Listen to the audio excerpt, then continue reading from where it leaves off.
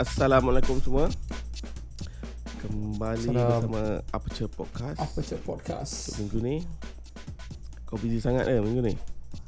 Oh, busy. Yeah, I think banyak benda baru random out of nowhere kena buat.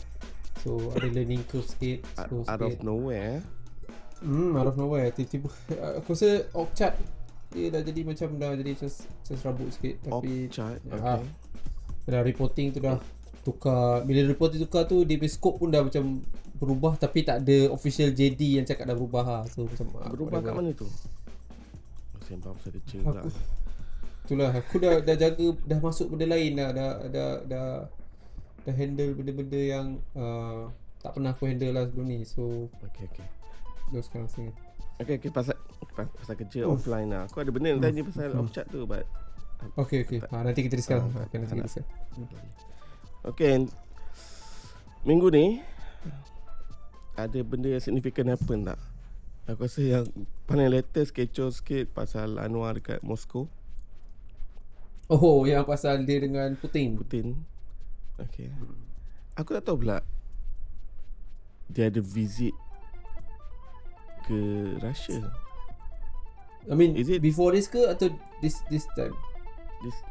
No, Ini kali kedua ni. This is kali kedua dalam tahun ni, tak silap aku. dia pergi. Tahun ni this Putin? is the second time. Yes, dua kali jumpa Putin. Okay. So ni kali kedua. Nampak lebih What is our relationship with Russia? Kita ada banyak trade dengan dia. You know? aku bila kau cakap banyak tu mungkin kalau spesifik ada lah kot, tapi Trade. kalau nak compare tu kita punya kan, dia punya tu mungkin taklah banyak sangat. Tapi we did talk about potential punya dealings. Mungkin bila second visit tu nak lebih kepada nak finalkan stuff ke agaknya kot. Sebab dia, aku pun terkejut juga. Baru jumpa sekali. Macam ada something yang perlukan second visit lah. But eventually, yeah. Okay, Malaysia export to Russia. Kita banyak export to Russia. 890 million 2024. What exactly yang kita import ke Malaysia? Machinery, nuclear reactor, boiler. Oh my god. Apa? Security punya device, security punya I don't know. dealings ke? Aku tengok list yang apa yang kita export to Russia. The highest is equipment lah and machinery. And then lepas tu banyak agriculture lah, dan koko, getah, animal fat. Okay, mineral, fuel, oil. Okay, banyak juga Mungkin antara top 10 lah kot. Agaknya kot top 10 country. Itulah, ada kecoh sikit masa dia punya sesi tu lah kan. Sesi, yes. Dia buat kelakar pula kat situ. Mm-mm. So ada yang tengok benda tu positif, ada yang negatif kan. So what do you think? I don't think it's something that agak yang significant pun, just as a conversation to show the bilateral relationship getting better. I mean, people were surprised that Putin terketawa. I mean, and always Putin ni ada gambaran yang dia serious guy kan. It's a typical Russian face lah kan, macam muka garang kan, muka nak keras kan. So bila dia ketawa tu, mungkin nampak that side of him. Aku tak rasa ada apa-apa significant lah. Of course lah, dia daripada segi internal politik dia drama lah, sebab seolah-olah Anwar PMX tidak tahu budaya kan, cultural of Russia kan. Ya, ada orang buat making ada that argument yang claim kan. Aku rasa macam kelakar. macam Sorry lah tapi dia kata apa? Yeah, because Russia is like a Orthodox Christian, so benda tu illegal. So Anwar tak sensitif pasal mention about yang second wife tu. Macam kau ni ambil serius sangat pula kan. Itulah pasal. Ada that view. Tapi macam aku cakap lah, aku tak nampak apa signifikan. On the pro side, ada yang kata this shows makin rapat perhubungan dah kan. Nampak that especially dengan keadaan sekarang ni very tense punya economical punya war lah kan. I mean, you're talking about China, Russia, America after the tarif semua kan. Aku rasa that means kita memang tak sanction Russia lah all this while lah. Okay, menarik. Alright, menarik. That view is very apa ni? Sorry. Very valid kan. Maknanya kita tak sanction Russia lah. Sekejap 2 minit. Okay. Bila kau cakap pasal tu, Okay, kamera kau gerak ni, so aku kena adjust sikit. Sorry. Okay dah. Okay, nak aku adjust balik tadi. Dia tergegar sikit tadi. Okay. Menarik juga poin kau cakap tu. Maknanya kita Ukraine Russia war ni tak ada. Tak, kalau dalam internet ni betul lah kan, trade. Kalau kita ada trade since 2019, 2021, 2022, paling rendah sekali. I think that one is because of COVID and everything. So memang tak ada sanction lah. Okay, I did not know that. I thought kita follow Western kan punya apa dia orang maybe detail tu tak clear lagi kot. I mean, tapi kalau kita ada trade, maknanya sanction lah kan. Kita assume UK, US of course lah kan. Ke US pun dah stop sanction lah semenjak Trump take over. Still going on.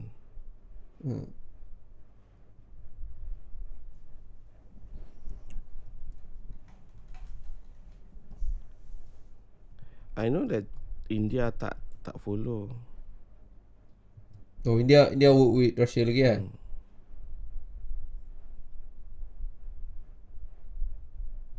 Okay.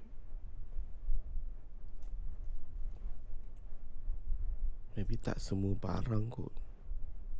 Okay, ada certain stuff kot. Which is pelik juga kalau kita tak sanction, because it's a UN punya decision or UN punya take on Russia-Ukraine war kan. Okay, ada satu based on this news feed to 2022, dia kata Malaysia maintain its stand on non-alignment and we only abide by sanction imposed by United Nations. So kalau sanction tu from UN dia follow, kalau tak dia tak follow. Saying UN tak sanction Russia, US je lah. Tak tahu. Kat sini tulis we don't recognize sanction on Russia. Saifuddin Abdullah. Okay, menarik. Okay. So aku tak nak, aku nak fact check sikit lah. Tak adalah kita sampaikan something yang agak-agak je. Okay. Pelik. I thought close everything kan. Macam kita kan kerja. Kita kerja. Tapi I think dia ada related juga dengan situasi, tak tahu lah, MS-17 kan. Was it? What?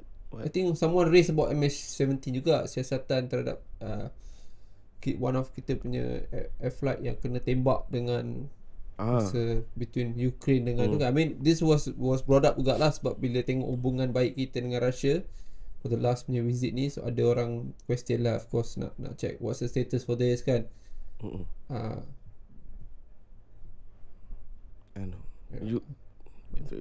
Ukraine kan yang tembak kan. Aku tak tahu, aku sebenarnya aku dengar kata Russia yang tembak, ada kata not sure lah, tak boleh nak, aku tak dig sangat lah. I mean in this kind of scenario dia macam seolah-olah belum ada decision yang kukuh untuk decide mana satu yang tembak. So just depend on you pro on siapa lah, kita je lah agak ikut kan. I mean obviously someone knows lah siapa yang tembak, cuma benda tu tak dihebah-hebahkan lah. Maybe some of kita punya government maybe tahu kan. Dia nak menjaga hubungan foreign policy tu. Alright. So Yeah. Sebab aku rasa Ukraine, because kalau Russia tembak, aku rasa US mesti dah bocorkan Russia dah.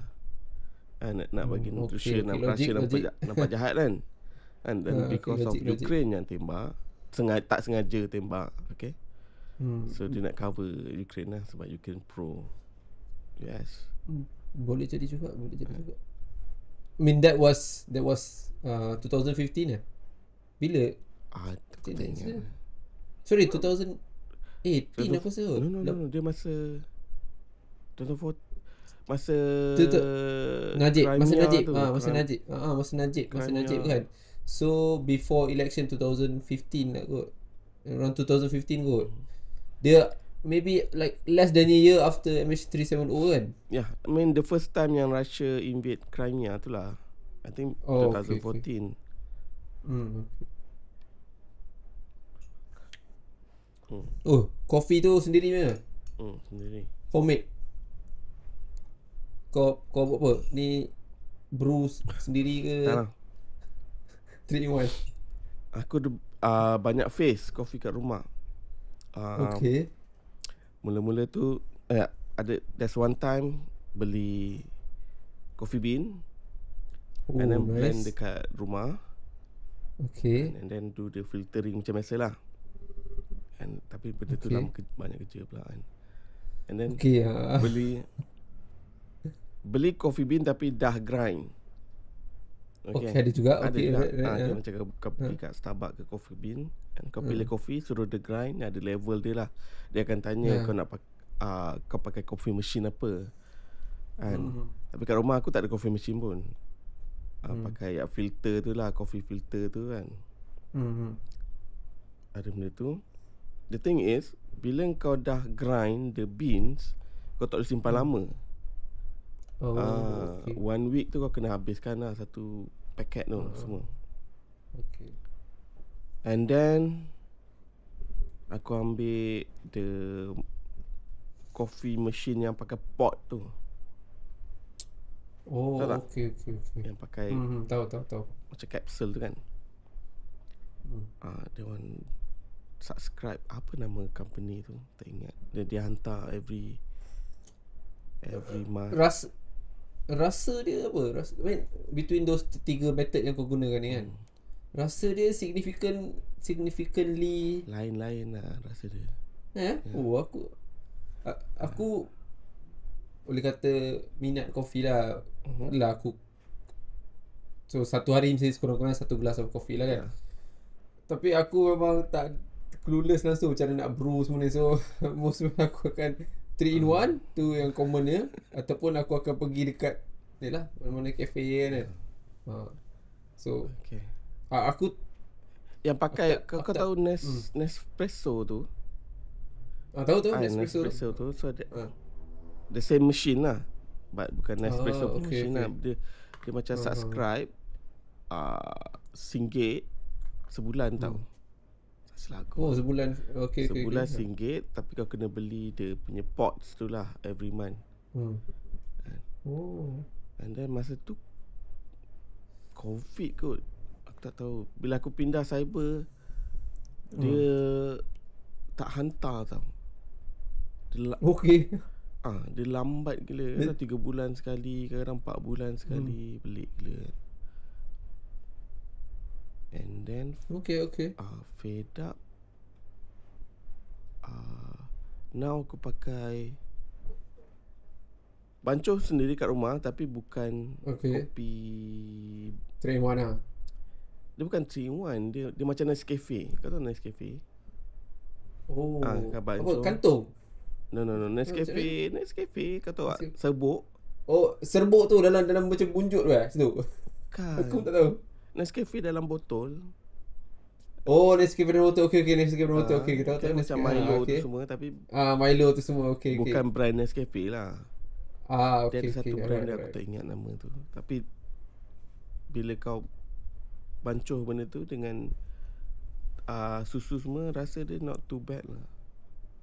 Okay. Lama tak nak buat dia? Kejap je. Aku Susu panas. Kau panaskan susu, and then kau ambil that coffee tu, 2 sudu, and then kau campur lah air panas. Tu je. Aku tak ada gula dalam aku punya kopi. So okay lah, dia easy. Senang. Paling senang lah. So kalau aku nak kopi sedap sikit, aku keluar je lah beli. Okay, faham.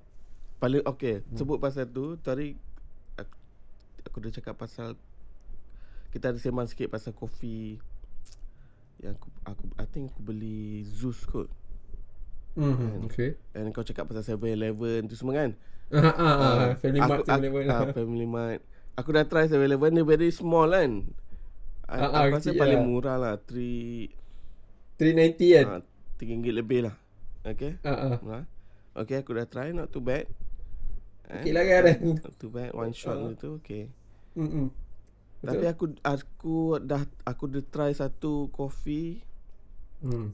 Sekarang ni aku punya default lah untuk okay, default. which is Dunkin Donut. Oh, okay, Dunkin Donut. Very nice. Kat mana kau beli? Dekat kat Shell. mana Dunkin Donut kita? Shell dekat Neo tu. Oh, okay. Domino. Okay. Tahu. Dalam tu dengan Dunkin Donut. Latte dia not too bad. Dia in between. For me lah, dia Starbucks dengan Zeus, dia ada in between lah. Okay, how's the price? Okay lah. Dia RM12. RM12. Mahal sikit. Lebih kurang Zeus lah. Zeus murah sikit, murah RM1.2 macam tu. Dia punya CEO dah RM10. CEO. Habis Zeus punya kopi aku kurang sikit. This one coffee dia very nice. Okay. Aku hari tu ada try Zeus Spanish ni selalu ada satu. Ada satu tahap apa mix dia bagi watermelon ke. Aku try. Tak boleh masuk lah. Manis, very sweet lah. Dan aku sweet ni aku kurang sikit kan. So aku rasa Spanish tu paling yang aku boleh masuk lah. Tapi tu pun sekali-sekala aku beli lah. Sekarang ni aku punya setakat ni 7E lah ni. 7E ni sebab dekat rumah aku macam okay. 7E Family Mart ni okey juga. Boleh lah. Okey lah. Family Mart ni macam office punya kopi lah. Macam office and coffee betul kan. Okey lah. Dia bukan yang Dunkin Donut tu, dia punya barista dia macam standard barista lah. Ada steam, ada coffee tu semua. Ada milk kan. Dia bukan macam Family Mart or 7E lah. And dia just dia pancur je kan. Dia pakai mesin je yang pancut dia susu and grind the coffee. Still real coffee bean and menarik. Okay, cool. Nanti aku try Dunkin Donut tu. Nanti try to give it a shot lah.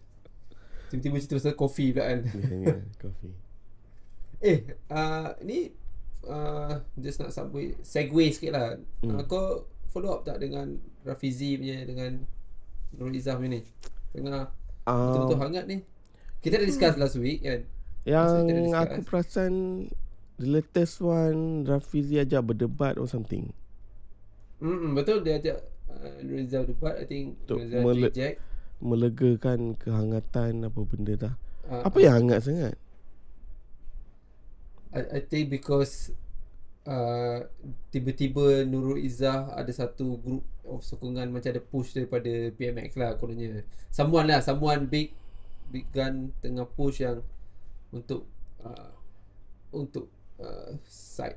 sidekick sikit dekat Rafizi. Tapi aku rasa this one is normal kot kan. Aku rasa normal. I mean this is an election, an internal election kan. So sampai to a point aku rasa macam this one is not a gimmick lah, tapi dia trying to present yang PKR ni is macam mana cakap Apa? bukan fair lah. PKR ni dia very open lah. Aku rasa macam tu lah. So masa tengah nak election, masing-masing bantai each other lah, tapi tak adalah diorang gaduh pun sebenarnya. Cuma aku pendapat lah. Sebab kalau dalam macam contoh dalam UMNO, dalam PAS kan, benda-benda macam ni is macam frown upon sikit lah. So bila frown upon tu bukanlah tak bagus, tapi seolah-olah macam tak sebuah parti yang tidak terbuka untuk dicabar ke macam tu lah, daripada sudut dalaman kan. Dan kenapa dia reject nak debate? Which is pelik sikit lah kan. Aku pun terkejut kat Nuriza reject. I mean all this while benda debate ni adalah salah satu daripada modus operandi PH kan. Takut kot. Mungkin lah. I mean bila sebut debate tu, Rafizi dia dekat dia punya playground lah. Kan? Background dia tu memang kuat debate kan. Nuriza mungkin pasif sikit ke.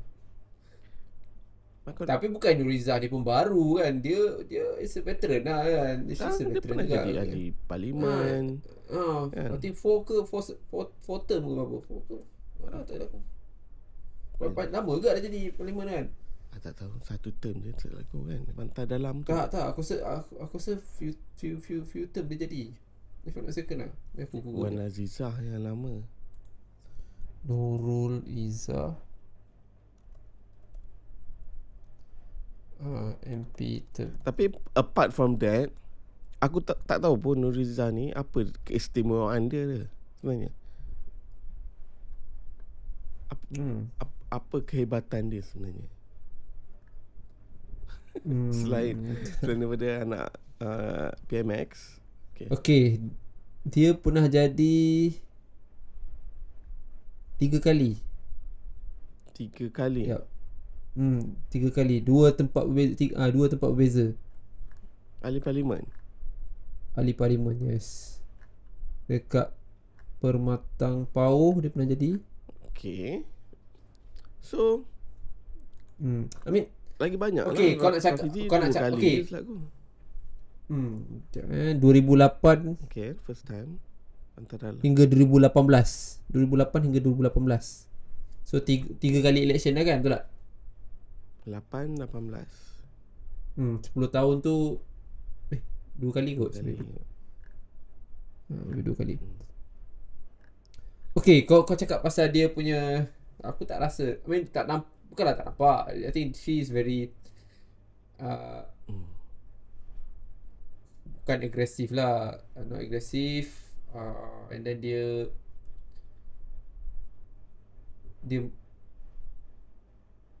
macam mana cakap dia bukan cara fizi lah, tapi aku rasa okey lah. Kalau nak bertanding lah. Cuma maknanya kau nak persoalkan kenapa orang ramai sokong dia lah. Itu kau nak cakap lah. Tak, aku tak persoalkan tu. Aku cuma in general lah.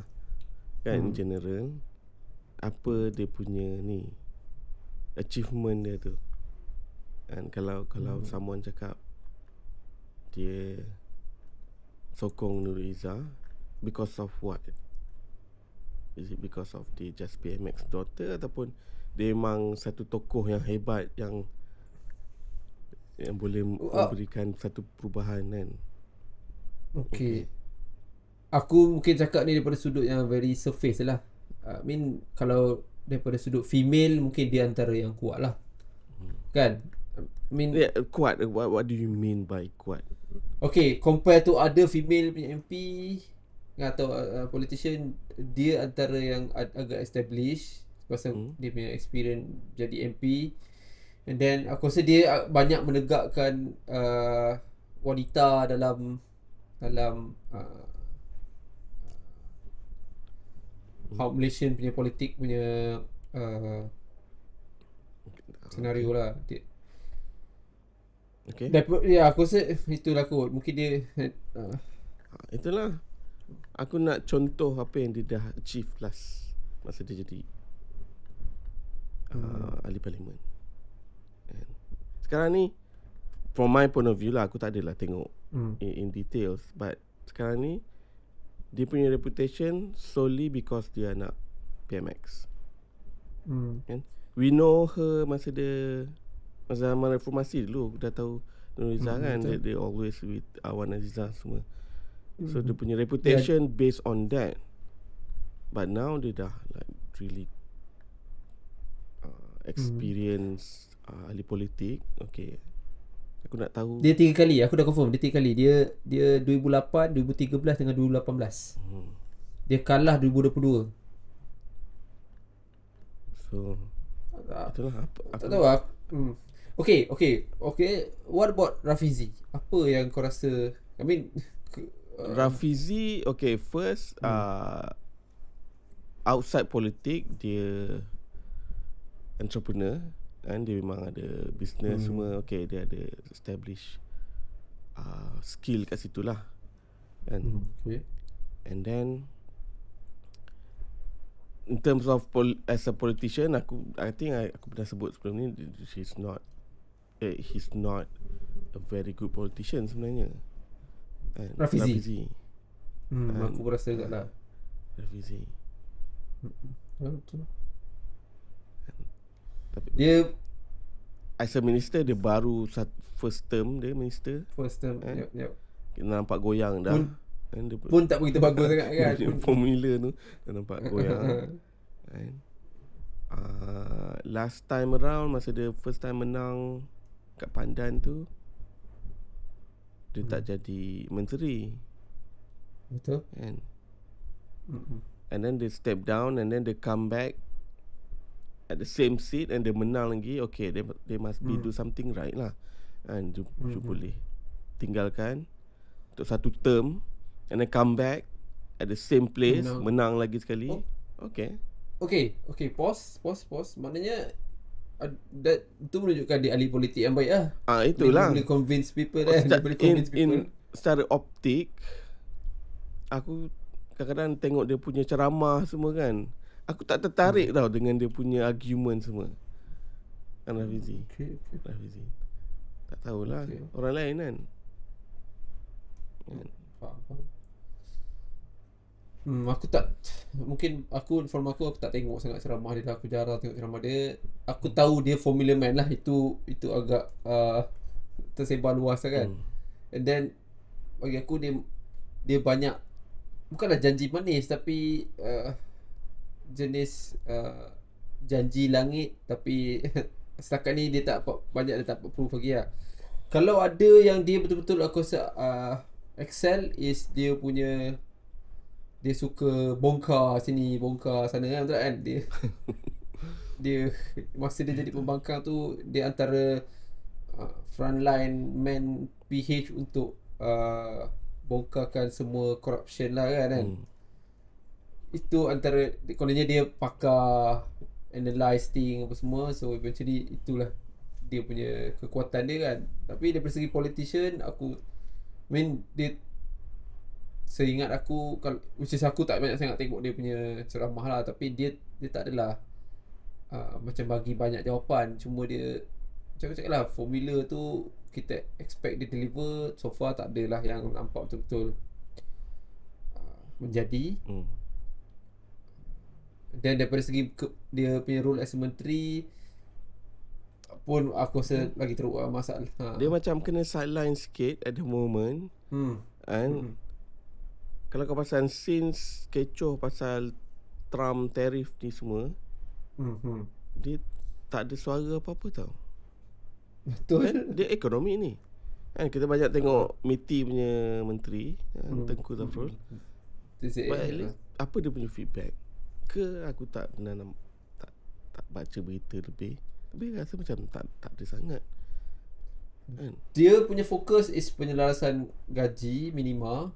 Itu dia banyak letak fokus lah. Aku tak boleh nak grade sama dia how successful is dia punya 2 years punya pelarasan effort gaji on that project. minima, Dia memang kononnya dia antara yang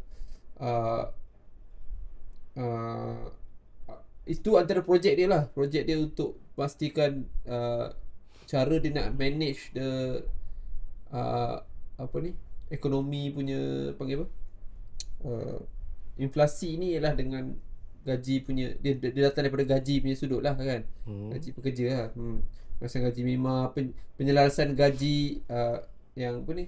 Yelah, ada program dia yang dia kata company boleh naikkan gaji, and then kalau ada beza tu government top up. Aku tak setuju gila benda-benda tu. And that is like another form of subsidy juga. Kan? Cuma kau tak sebut subsidi, tapi bila government kena assist, that is subsidi. Ya, boleh jadi. Kan payung lagi lah. Masih ada payung lagi konsep lah kan. For me, gaji ni, kalau kita nak gaji banyak, kita kena produce more. Itu je. And then okay, aku tanya kau setuju tak untuk kita sibuk sangat kejar higher income status? GDP ya? Not GDP. Higher income status. Okay. Kita sekarang ni aku rasa middle income status. Kita nak move away from low level punya income punya ni kan. Kita dah move away. Kita sekarang dekat middle income. Tapi kita stuck kat situ. Kan? Maksud aku kita nak move away daripada low, aku tak tahu panggil low income ke apa, tapi kita nak move away daripada tukang buat. Kita nak kita nak naikkan kita punya level ke yang ciptakan sesuatu, betul tak kan? Rather than daripada kita produce aku tak tahu macam nak cakap lah. Maksudnya kita nak kurangkan jadi producer and material. Kita nak start explore macam mungkin middle tier, mana kita bagi contribution sikit dekat kita punya end product tu kan. So itu aku rasa antara the only logical way yang kita nak naikkan kita punya high income status lah kan. So aku rasa itu penting. So going back to common question tu, aku rasa kita patut kejar high income nation, high income high income status lah. Okay, untuk for me untuk kita nak jadi high income status, macam kau cakap lah, kita kena produce and be significant to the world. And you cannot just buka kilang and semua and then sibuk nak high income status. Not gonna happen. Okay. Betul. So adakah kita ada capability untuk invent something to the world ataupun tak ada?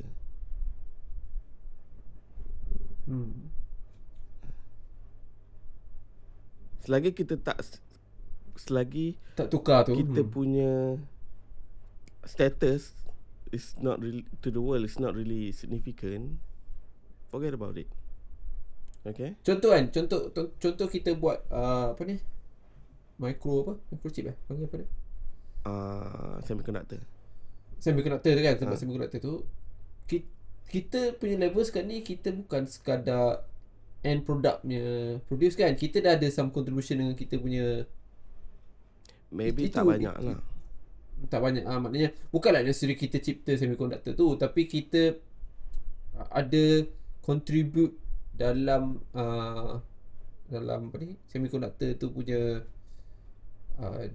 design or material lah agaknya kot kan. Okay. Tak. Okay. Kita Kau banyak rasa packaging something like that lah.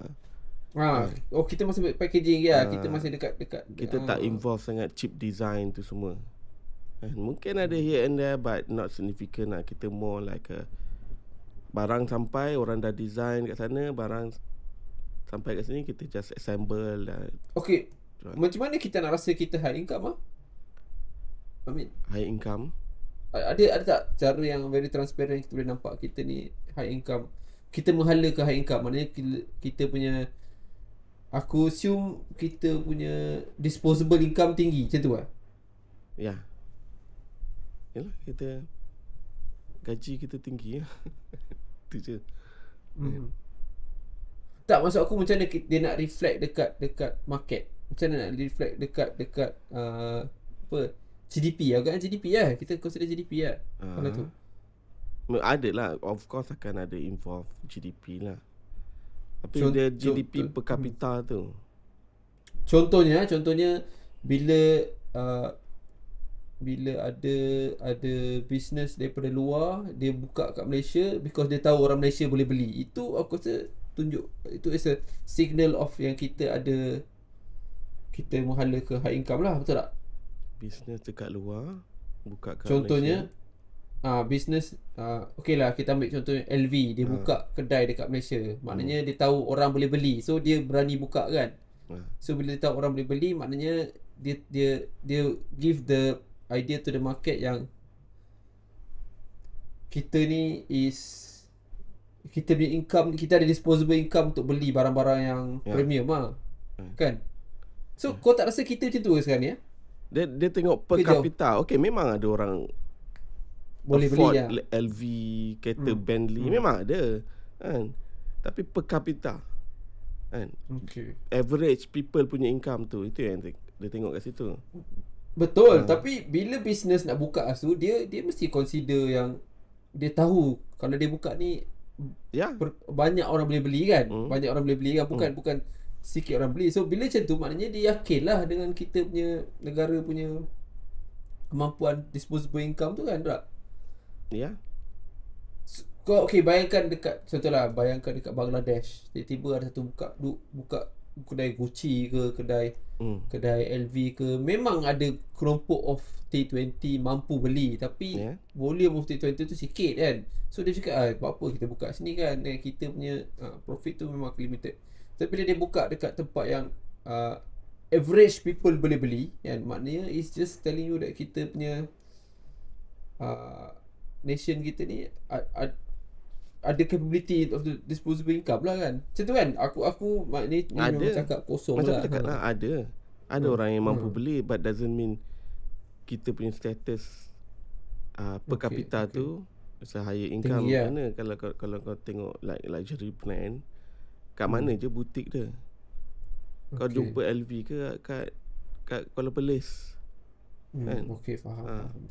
So majority dia tu kita stuck dekat middle kan. Sebab sebab kita tak produce more kan. So all this argument cakap kita nak menuju ke higher income status, tapi dia tak address how kan. So balik pada Rafizi tadi, maknanya kau tak nampak idea tu daripada Rafizi lah. Betul kan? Idea tu daripada Rafizi. So idea untuk kita menghala ke produce. Okay, aku macam ni. Bukan aku against benda tu kan, tapi benda tu higher income status tu, dia involve a lot of other things now, especially education.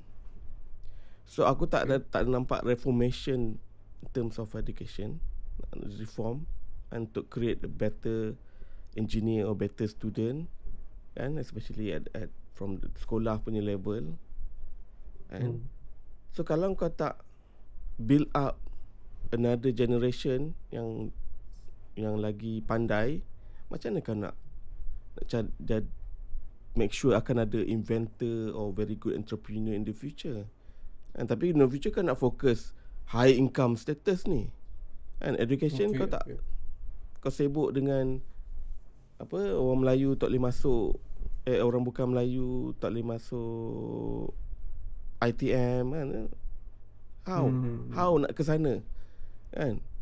Kan sekolah rendah tu sibuk masukkan sibuk agama lah apa tu makin banyak. Macam mana kan nak ke sana kan? So kalau kau tak nak fokus, tak nak ubah education tu, jangan fokus high income status lah. Aku rasa tak ada isu kalau kita maintain dekat middle income. Aku nak tarik balik kau ke kita punya topik tadi. Kita cakap pasal Rafizi. Tapi Rafizi tak ada capability tu. Dia itu bukan dalam dia punya jurisdiction. Aku tak cakap dalam Rafizi.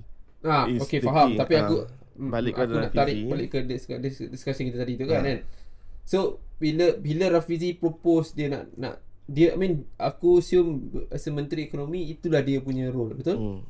Nak menghala kita ke next level. Daripada segi income structure tu. Tapi apparently based on kau punya input, dia issue not necessarily dekat ekonomi saja, tapi ada base base structure of kita negara, and that involve Kementerian Pendidikan lah kan, betul kan? Sebab ada gap of benda yang universiti kita provide compare to apa yang market nak kan. Betul tak? Kan? So and then kita ada masalah brain drain juga betul? Kan people left kan? Because better opportunity. Not necessarily daripada segi income je, tapi daripada segi everything lah kan. Dia creativity pun kan. So kalau kita kat Malaysia ni masih terikat dalam jaring-jaring yang sekononnya melambangkan kita sebagai Malaysia lah kan, something like that kan. On the other hand, dekat luar sana dia open, dia let the creativity to breed as open as possible kan. Betul. Okay, then kalau macam tu kita pergi balik ke asal topik kita tadi, iaitu Rafizi dengan Izzah ni. So Nuriza ni, so Rafizi dia tak ada bawa apa-apa lah on the table sekarang ni, betul tak boleh nak bawa apa-apa. Bukan dia tak bawa, mungkin tak boleh nak buat apa-apa lah, betul tak? Tak boleh nak buat apa-apa. Sebab yalah, kau cakap for me bukan atas bahu Rafizi lah seorang kan. Dia kena start from the top. So apa yang kita nampak for the past 2 years from PMX leadership, dia tak ke situ. Okay, subsidi petrol, I think that one is Rafizi punya. Rafizi punya petrol. Aku rasa kan, ada internal battleground happening. Dan macam mana nak implement benda tu. Aku rasa lah. Itu mereka ada moment. Dia kata so itulah menyebabkan the plan is Julai kan. Yes, Julai yang sangat dekat ni kan. Sangat dekat. So are you saying that, ni spekulasi lah, are you saying that because ada certain pihak tidak setuju dengan Rafizi gonna navigate this, so which is a point for them to try to push him out lah agaknya. I don't know. Does it make sense? Okay, Nurul Izzah dia masuk ke dalam frame ni bukan tiba-tiba. It's macam very structured plan lah kan. Tiba-tiba aku lah dah tahu pemilihan kan, tapi kalau tengok dia dapat sokongan daripada akar ubi yang agak besar daripada PH lah. Padahal dia gagal dalam election hari tu kan. Dalam election hari tu dia gagal kan. And then go back to comment question daripada awal tadi, apa contribution dia sangat sebelum ni kan. Tak adalah terlalu sampai dia nak jadi the main frame dekat sini kan. Tak, aku mula-mula tu sebelum ni sebelum ada satu kes ni, before aku cakap pasal kes tu, aku okey je dengan Nuriza kan. Macam ada cakap harapan lah kan. Nama pun Pakatan Harapan kan. Harapan lah. Tapi masa kes yang PMX appoint dia sebagai advisor advisor tu aku ingat betul. And then tak ada bantahan from her. Itulah ada integrity, ada level kan. I mean, and then aku question lah benda tu. Okay, I thought dia sangat mementingkan keadilan ni semua kan.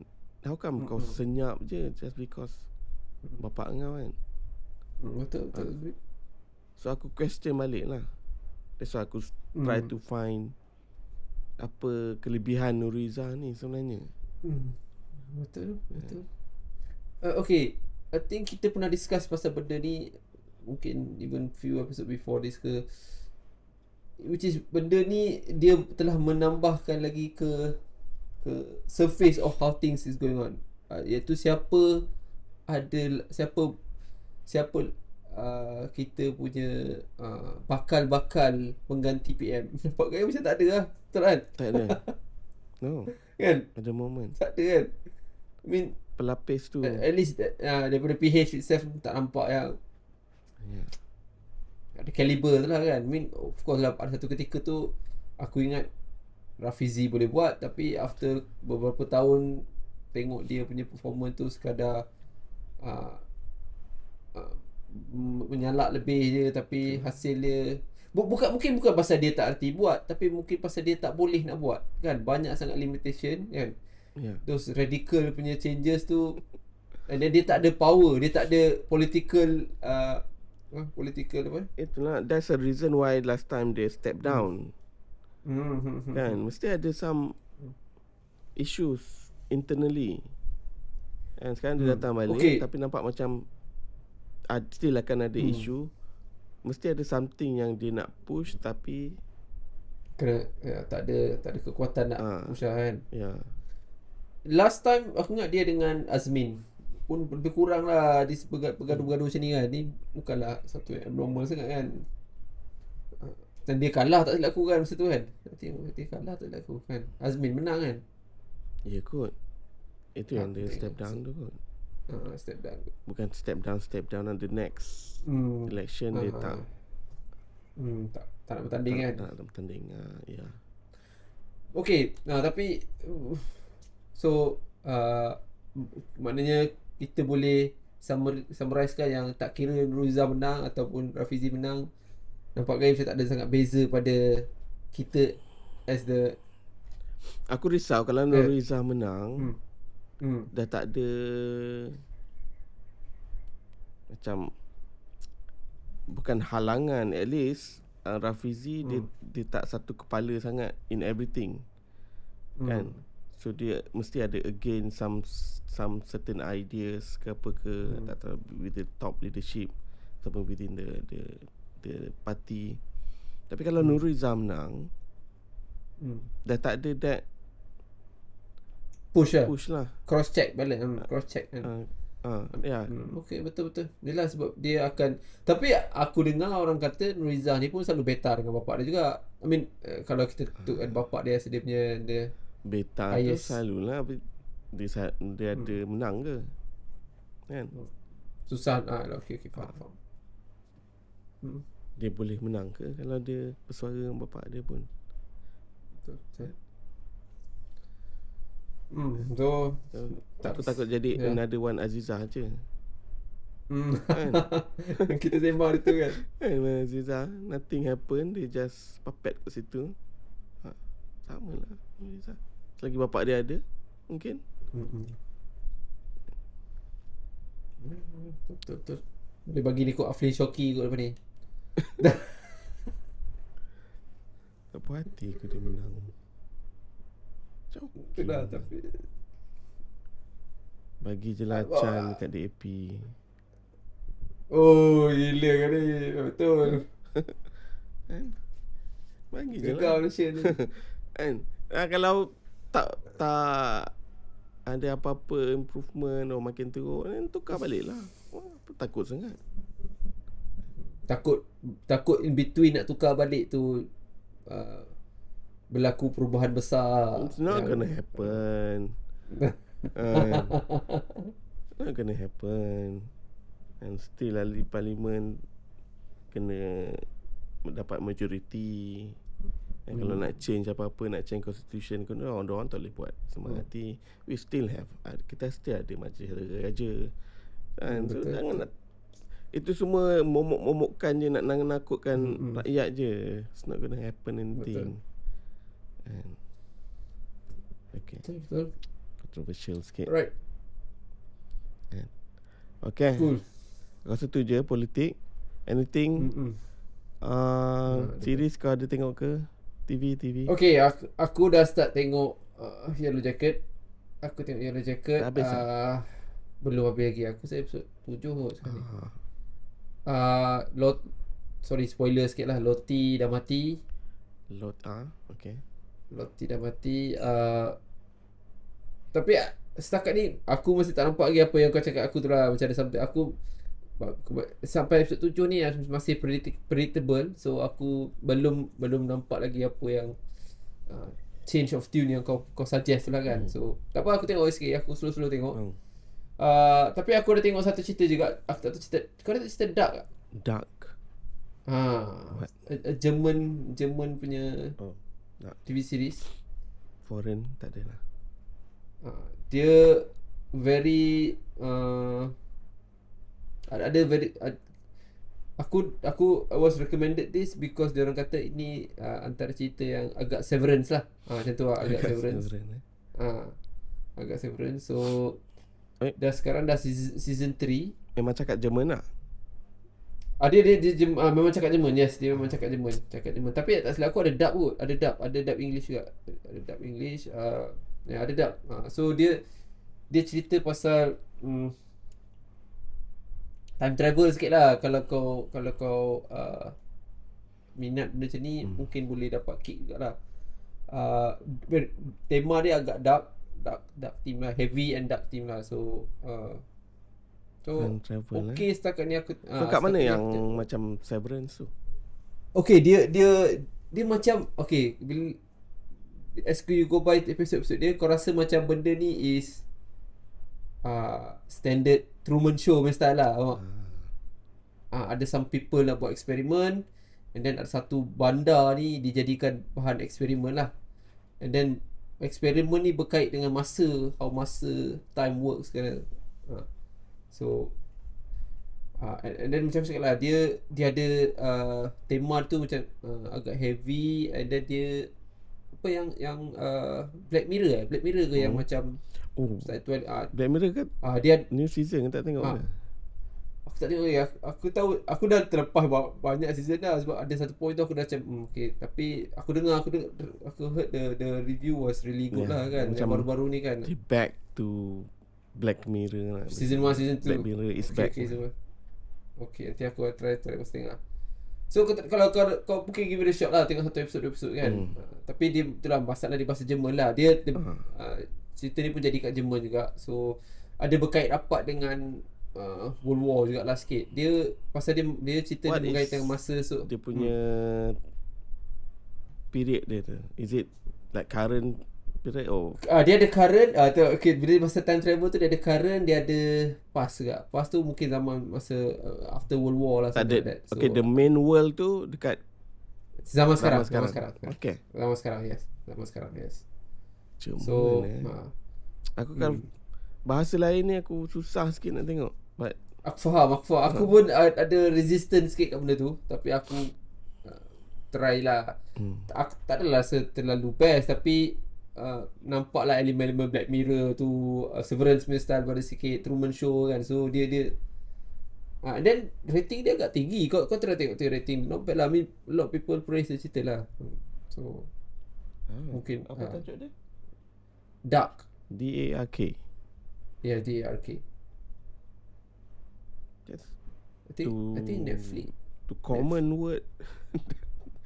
That TV series. Dia ada kot ni. Aku rasa Netflix lah. Itu yang dekat hutan tu kan. Dia dekat hutan tu. The Dark. Creepy lah. Dia creepy kat sini. Dia macam ada misteri punya elemen. I mean typical apa dia panggil yang cerita macam cerita cerita Two Towers tu panggil apa? Konsep apa? Two Towers tu dia macam Two Towers pula. No, Two Towers. Dark Tower. Dark Tower siapa panggil apa? Stephen King. Stephen King dia ada cerita style sikit lah.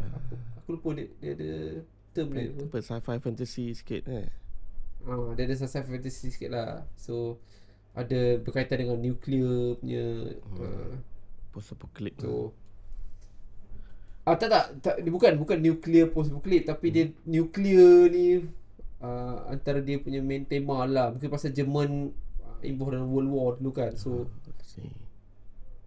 dia nak main dengan that team lah. Yeah. Okay. Ya, aku ada tengok Andor, aku dah start tengok Andor baru episod 1 Season 2. Okay, aku dah teringat balik Andor ni slow sikit cerita dia. Yeah. Dia very political. Dia political untuk drama Star Wars, sebenarnya. yes. Dia aku dah teringat balik. So bila aku start balik episod 1 tu, yes, dia untuk Star Wars dia main political ni is aku kata refreshing lah. Mungkin masa tu orang suka kot sebab all this while kita tengok cerita Star Wars movie ni, dia rasa macam mana? Dia rasa macam movie lah, very action pack kan. Tapi ada satu background team dia tu political tu yang dia orang tak explore, which is dia explore dalam Andor ni lah kan.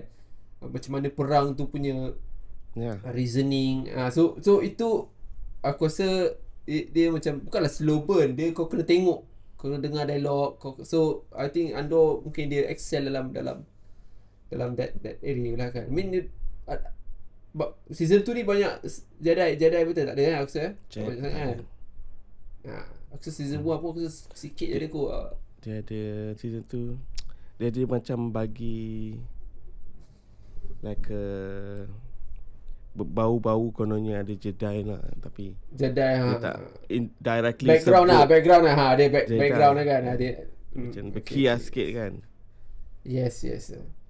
So aku dah tengok episod 1. Macam aku cakap lah, dia slow. So aku kena ambil masa sikit lah untuk dapat balik tempo dia. Tapi untuk macam aku cakap lah, untuk Star Wars buat ni, aku rasa itu yang buat season 1 agak enjoyable. Because dia make it heavy tau. Bukanlah heavy apa, tapi dialog tu penting. So bila dialog tu penting, kau boleh nampak dia punya apa ni, Tak, for me value dia kat situ. Kalau kau strip away the Star Wars punya tu, it's still a good show. Agree. Okay, Yes. still a good show. Bila dia masukkan, dia buat benda tu dalam Star Wars, sometimes Star Wars fan dia ada certain expectation tau. That's why tak semua Star Wars fan suka, tapi most of the critics sukalah. Aku suka gila sebab dia introduce new stuff dalam Star Wars punya universe. Takkan kau nak benda yang sama je kan. Which, go back to aku punya point tadi lah. Even dalam movie ni ada benda-benda ni, cuma dia put at the very background layer tau. So kau tahu benda ni. Jadi contoh bila I think was it Return of Jedi ke apa, yang dia orang ada meeting dekat Grand Hall tu kan, Palpatine dengan semua kan. So itu dia very background. Tapi sebenarnya dia cerita Andor ni dia go detail into that lah kan. Tu aku rasa macam pandai lah dia buat. Tapi cakap lah for me dia between the original trilogy 456 dengan 456, prequel trilogy 1 2 3, Andor combinekan dua ni tengah-tengah kan. And make it seamless seamless. Dia punya political punya, sebab drama dalam prequel trilogy, and dia ada banyak scene sembang-sembang politik ni tau. Betul tapi kita boring. tak tak cakap kau benda tu dia so dia linkkan benda tu, dia create for me really really awesome lah. Nampak macam believable lah. Dia create yes, agree. Aku tengok Mandalorian. Mandalorian very Star Wars kan. Dia kau rasa of course lah dia ambil daripada pandangan dia, I think boleh kata consider bad guy lah kan. Bad punya siapa Muhammad tu yang pakai topeng tu, aku lupa apa, Mando lah. Yelah bukan apa, dia Star Trooper lah. Star Trooper apa dia? Dia apa? Stormtrooper dia. Apa? Dia ada nama Boba dia, Fett aku tu lupa. ke? Boba Fett lah. Boba Fett tu dia assassin lah. Stormtrooper. Dia bukan Stormtrooper. Bukan Stormtrooper, dia panggil apa lah? Assassin lah kat aku lah. So ada satu. Tapi dia masih very popcorn Star Wars macam cerita lah. Dia popcorn Star Wars cerita kan. Kursi Jedi, kursi dia kan. So aku rasa tu okey kat lah. Boleh lah. Season 1 aku rasa okey. Season 2 okay, Mandalorian aku suka Mando kan. Tapi dia macam nostalgia punya content je. And then majority orang suka sebab Baby Yoda. Baby Yoda tu is a genius move lah kan. Without Baby Yoda mungkin boring sikit lah kan. Betul. Betul. So season 1 aku rasa perfect. Season 2 dia okay lagi, tapi dia more or less the same structure macam season 1. Betul. Season 1 dia pergi somewhere selamatkan, dan kena pergi somewhere lain, macam game punya konsep lah. And then season 3 ke laut lah. Aku season 2 pun aku tak habis kot. Sampai dia tu aku tak habis. Tapi season 1 aku fresh lah. Aku rasa tu best So aku tak silap aku next year ada satu lagi Star Wars punya series kan. Series aku tak sure, tapi dia buat movie untuk Mando. Movie okay. Mandalorian movie dengan Grogu kan, nama Baby Yoda tu Grogu kan. Grogu, Baby Grogu. Betul. So dia memang milking the cow dry lah, benda tu. Kan. Typical Disney lah. Disney lah. Kalau kau buat research sikit pasal Andor ni, at first diorang punya plan, dia punya structure series itu, dia nak buat pasal kasihan relationship dengan K2SO tau. Okay. Because those dynamic is good dalam Rogue One. So dia just buat spin off untuk milking that relationship kan. Typical. Tapi because of ada director, ada seorang writer ni nama dia Tony Gilroy. Okay. The studio bring him over, dia tukar everything. Dia take over as a showrunner. Dia tukar everything. Dia bagi dia punya writer team, okay, this is the structure. And don't go out from this structure, and then try not to tulis benda ni as a Star Wars punya mindset lah. Okay. Put aside your nostalgia tu semua. And which is aku rasa it's a brilliant move lah. And that's why one of the best lah in terms of Star Wars punya content. One of the best. Cool. Nice. Okay. By the way, aku nak sentuh sikit satu. Aku agak suka makan pedas. Oh, nice. Okay.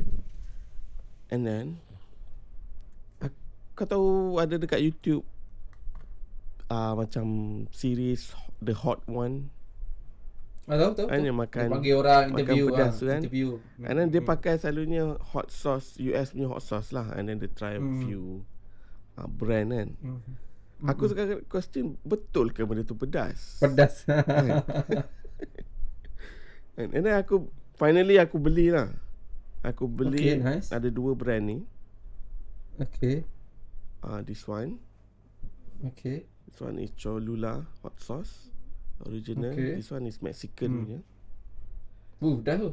And Mexican punya. And then satu lagi aku baru beli 2 lah, Frank Red Hot. Ni aku ada Frank Red Hot. This one is cayenne pepper. It's not really bukan ghost pepper or Carolina Reaper tu. Tu yang aku nak cari sebenarnya.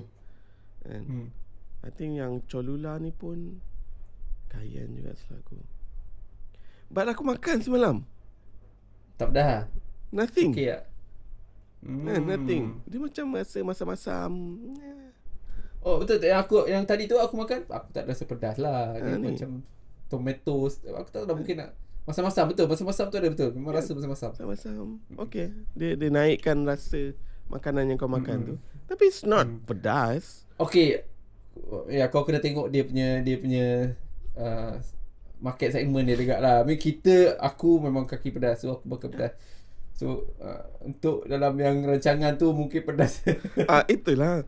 Tapi bila kau tengok dia ada scale of pedas of cili. Oh, pedas tu. Cili kita macam lower scale. Bawah kan. Macam-macam jenis cili lah. Paling pedas kan kalau tengok dia ada tunjuk meter sini kan. Nampak meter. Meter pedas itu. Nampak. Kan? Original lah. Is it this? Aku tak faham macam mana diorang konsep pedas diorang tu. Aku rasa kita punya typical sambal belacan tu lagi pedas. Betul. Aku akan cuba cari juga yang Carolina Reaper tu. And based on Carolina Reaper, tengok betul ke pedas. But now the original lah. Macam Tabasco tu, it's not pedas pun Tabasco. Tabasco tu banyak sangat vinegar kan. Sakit hidung kan. Tapi tak dia pedas. Pedas lagi karo aming. Cili. Oh, aku tak pernah rasa kalau main pedas. Aku tak pernah rasa. There's one time tu aku beli jugalah 2-3 botol. Kan. Tapi very nice. Tapi tak pedas sangat pun sebenarnya. Compare to typical kalau kau pergi kedai ayam penyet ke apa, dia ada level-level dia kan. Level-level betul-betul kan. Karaming tu ayam je, level ayam. Okay. Okay, aku McDonald yang ayam pedas 3 kali tu, itu bagi kau pedas tak? Ayam pedas 3 kali yang sekali viral dulu kan. Aku tak pernah makan. Tak ingat lah aku pernah makan tak. Tak makan Okay. Tapi macam fast food pedas ni dia artificial dia. Memang kau rasa panas kan. Tapi dia pedas yang tak sedap lah. Macam Korea punya pedas I don't like it. Aku tak suka betul. Aku tak boleh makan Korea bukan pedas tu. Ni. Ini mengarut. Betul. Betul, aku tak suka Korea pedas lah. Ya. Cakap pasal ni, cakap pasal yang penyet. Kau pernah tak pergi satu kedai dekat area Shebri tu, kau tahu Shebri kan? Tapi kalau Shebri sebelah kanan kau, sebelum Tefriat nak U-turn tu kan? Tefriat nak U-turn? Kalau Shebri sebelah kanan. Okay. Lepas traffic light besar simpang 4 tu, sampai depan tu nanti ada satu lagi traffic light kan. Kau nak U-turn atau kau kan. Masuk kiri. Tapi kalau kau masuk kiri, arena lah terus sampai kau pernah pergi tu? Dah. Food court dah lama kan. Aku baru pergi few days ago kan. Macam not bad dekat ni kan. Banyak choice lah. Harga pun agak reasonable kan. Ayam penyet ada kan? Ayam penyet ada. Ya. Ayam goreng kunyit. Ayam goreng kunyit dia tu power. Okay aku nak try. Power. Banyak choice lah. Nampak macam banyak choice lah kan. Ya. Okay. Nanti aku pergi sana. Ingatkan this week nak pergi sekali lagi lah. Kau pergi hari apa? Siang lah. Aku pergi hari apa? Weekdays lah. Siang weekdays sudah aku weekdays. Yalah. Banyak orang lunch kat situ. Aku last time selalu juga pergi situ. Cuma kena pergi cepat lah. Dia ada ada gerai yang jual ikan bakar semua. Betul. Ikan bakar. Tapi dia sebenarnya macam bus station Cyberjaya tu dulu. Lepas tu mungkin dah pindah ke sana kan. Tapi dia ada sana before bus station. Ada sebelum ni. Bus station tu aku rasa bus station tu antara lama lah. Masa bus station ada, arena ada juga. Aku makan dekat sana dah lama dah. Kan. Okay. Cuma yang bus station punya ikan bakar dia dekat Glomex sekarang. Dekat Glomex sebelah Deephouse. Kan sebelah Deephouse tu okay yang banyak kedai sekarang. Sekarang ada banyak dekat. Ada kedai Arab semua. Dia in the middle dekat tengah. Ada Zam ikan bakar selaku. Okay. Tahu. Aku tahu belakang banyak kedai. Okay. Kalau kau nak pergi, kau kena pergi sebelum pukul 12. So dia tak ramai orang sangat.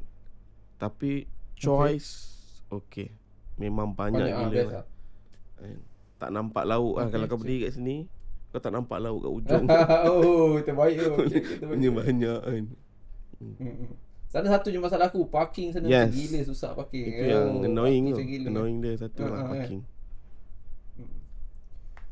Okay, cool. Alright, minggu ni aku nak try tengok lah Mission Impossible. Aku sedih sebenarnya masa yang the first 7 yang ketujuh yang ke-8 kan? the last one tu kan, this one kan sambung kan. Kan Reckoning ni kutipan tak meletup. Kecewa aku kan. Aku ingat dia boleh pergi 1 billion sebab apa, promotion dia gila-gila kan. sebab sebelum tu Tom Cruise movie apa Top Gun kan 1 billion kan. Top Gun. Betul Top Gun tu. 1 billion tapi berapa 500 600 je. Hopefully this one boleh lah 1 billion. Even though apa Minah tu dah tak ada. Siapa? Ni yang apa? Yang cerita dalam tanah apa? Silo. Silo tu. Rebecca Ferguson dah tak ada. Rebecca Ferguson. Dia ganti dengan awek Captain America tu kan. Betul. Okay lah, try lah. Bila nak tengok? Kalau sempat mungkin boleh aku join sekali. Tapi nanti aku beritahu bila. Kau plan nak tengok bila? Rabu aku tengok kalau mana yang tak ada meeting malam, petang. Lepas nanti aku update kau. Alright. Aku sempat by tomorrow.